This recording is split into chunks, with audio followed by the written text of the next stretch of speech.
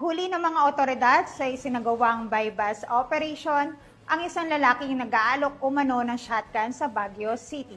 Ibabalita yan ni Patrolwoman Jomaline Kakadnindin.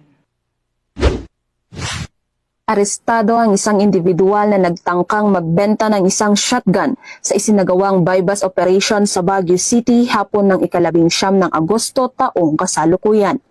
Batay sa ulat, nakatanggap ng impormasyon ang CIDG Regional Field Unit 14 hinggil sa isang lalaki na nag-aalok umano ng shotgun para ibenta. Agad na nagsagawa ng uplan paglalansag Omega ang mga operatiba sa pangunguna ng CIDG Regional Field Unit 14 Regional Special Operations Team, katuwang ang Baguio City Police Office at ang City Mobile Force Company.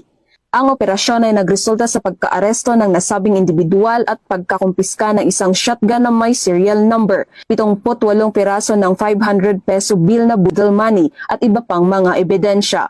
Isinagawa ang pag-imbentaryo sa mga nakumpiskang ebidensya sa mismong lugar at harap ng arestado na nasaksihan ng mga kinatawan ng lokal na pamahalaan ng Baguio City at iba pang mga saksi. Matapos basahan ng kanyang mga karapatan sa salitang kanyang naiintindihan, dinala ang arestado at mga nakumpiskang ebidensya sa tanggapan ng pulisya para sa tamang dokumentasyon at wastong disposisyon.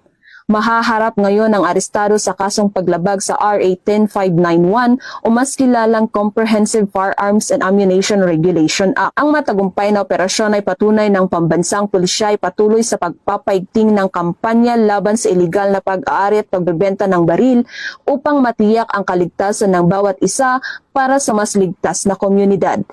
Mula dito sa rehiyon ng Cordillera, ako ang iyong PNN correspondent, Patrolwoman Jomaline Kakadnindin, alagad ng batas, tagataguyod ng Balitang Pulis.